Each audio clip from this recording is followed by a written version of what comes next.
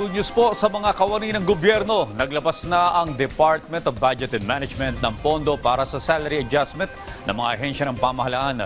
May kabuuan niya na 31.93 billion pesos para sa 257 na departamento at ahensya, habang 58 naman ang patuloy pa rin pinoproseso.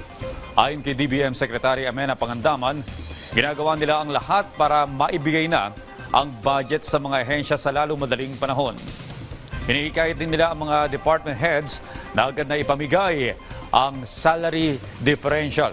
Lalo't ang taas sahod naman ay retroactive simula pa nitong Enero ngayong taon.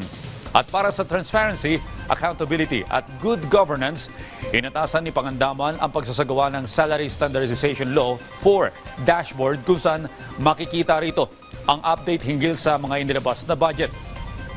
Ang salary dashboard ay pwedeng ma-access sa website ng DBM.